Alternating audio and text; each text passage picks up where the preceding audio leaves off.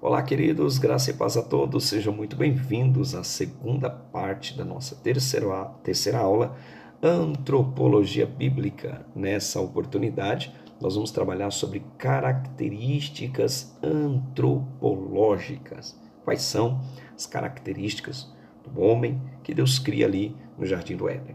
Entenda-se nesta aula, quando nós falamos homem, nós estamos incluindo aqui homem e mulher, macho e fêmea, ok? Primeira característica, é importante se ressaltar que Deus criou macho e fêmea. Essa distinção entre o homem e a mulher é de fundamental importância. Daí ter sido mencionada no texto que na criação do ser humano é também a base para a reprovação de Deus ao homossexualismo, pois se ele quisesse que o homem ou a mulher mantivessem relações homossexuais, teria de certo feito de modo simultâneo um casal de homens e outro de mulheres. Queridos, esse assunto ele é sobremodo importante, essa característica antropológica, ela também serve como uma argumentação apologética de defendermos os princípios doutrinários, éticos e morais em meio a uma sociedade cuja a alternância e a mudança de valores e a inversão de valores está cada vez mais forte. Hoje nós vivemos vários movimentos que são contra a moral, as verdades absolutas descritas na Bíblia Sagrada, dentre elas a unidade e a família que Deus instituiu lá no Jardim do Éden. A ressaltar o aspecto de macho e fêmea é sobremodo importante, porque mostra o plano inicial de Deus. O projeto inicial de Deus era estabelecer o homem e a mulher, não dois homens e nem duas mulheres. Isso, então, ratifica e deixa-nos bastante informados que a Bíblia ela é contra toda sorte de prática homossexual. Desde o Antigo Testamento bíblico, essa verdade ela fica muito clara. Hoje, nos tempos pós-modernos, o homossexualismo ele vem sido tolerado de forma significativa nas mais variadas camadas sociais, sejam entre os mais pobres, entre os mais ricos, os mais distintos veículos de comunicação. Todo projeto promove essa prática imoral que a Bíblia Sagrada condena. Aceito até e é exaltado pela sociedade, mas uma sociedade sem Deus. Isso é uma afronta escarnecedora ao Criador e ao seu plano para a procriação da espécie humana. Trata-se de um desrespeito ao relacionamento conjugal entre homem e mulher, que se complementam em sua estrutura física, anatômica, emocional, visando tanto a procriação em si, quanto o legítimo prazer no âmbito do matrimônio. Por isso, a igreja precisa, nos dias de hoje, reforçar e permanecer ativa como coluna e baluarte da verdade, se opondo às formas mais ímpias de se manifestarem, e o homossexualismo é uma dessas vertentes e faz parte de um dos comportamentos dessa nova agenda na pós-modernidade, desse mundo que se opõe contra Deus, que tenta a todo tempo descaracterizar os verdadeiros valores prescritos por Deus na Bíblia Sagrada. Segunda característica antropológica se trata da formação do homem. O homem foi formado do pó da terra. Elementos químicos ou substâncias encontradas no corpo humano são todos encontrados também no barro e na argila.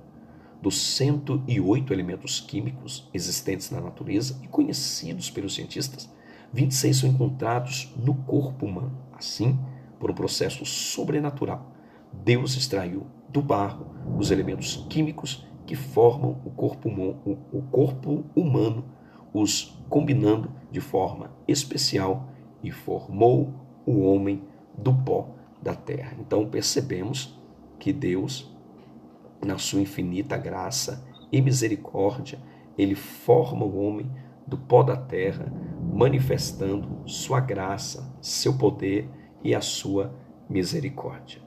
Avançando um pouquinho mais, nós vamos ver que outra característica antropológica foi a formação da mulher.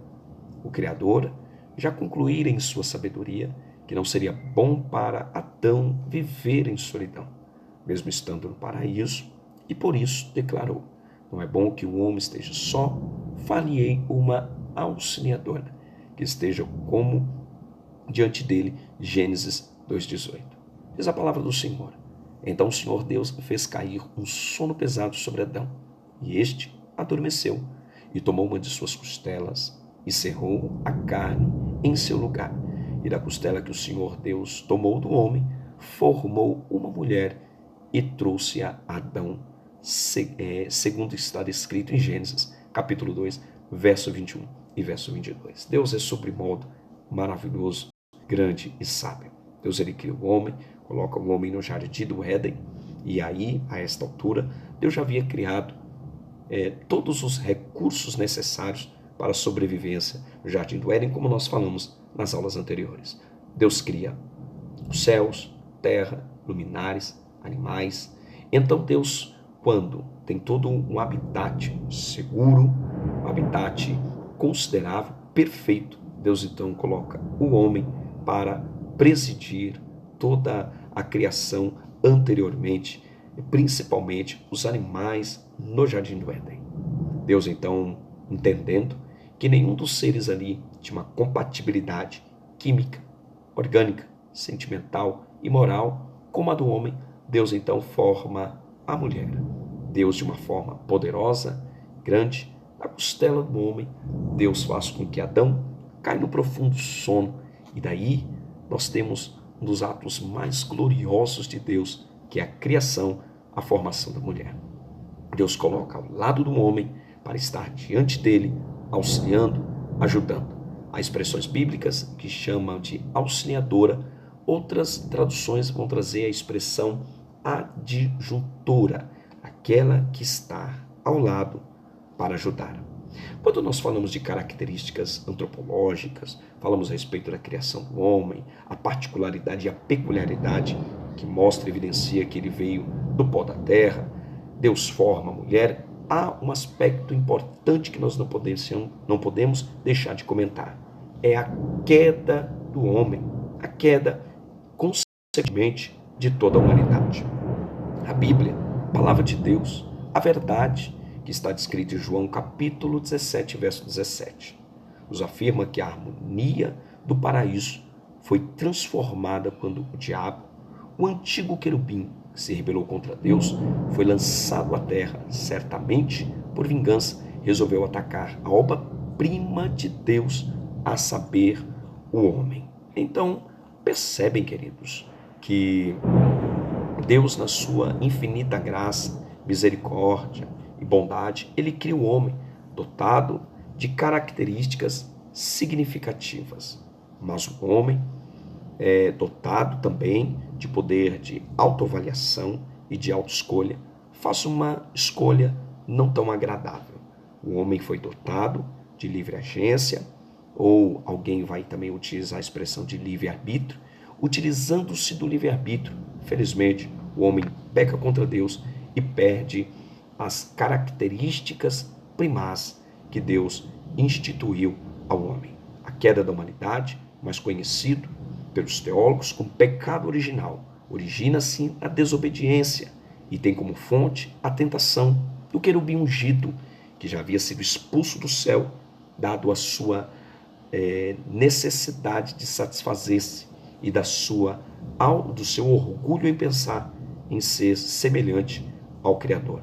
Uma vez expulso do céu, ele vem até o universo, poderíamos dizer, o ambiente edênico.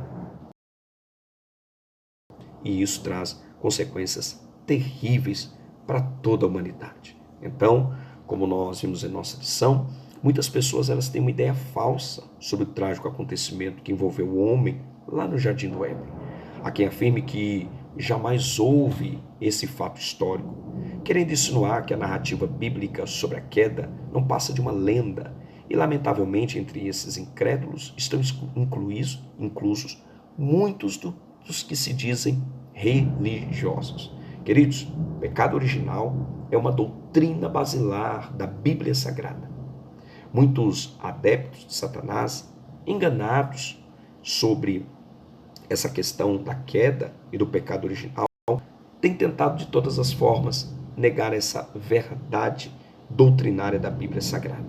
O homem procura, de todas as formas, negar que o homem ele pecou contra Deus, se opôs contra o Senhor e perdeu assim os padrões de imagem e de semelhança, o que veio acarretar para todo o homem que nasceu após Adão uma consequência significativamente desastrosa, não apenas para o homem, mas também como todo o cosmos foi afetado pela queda do jardim do Éden. Queridos, por enquanto, fiquemos por aqui.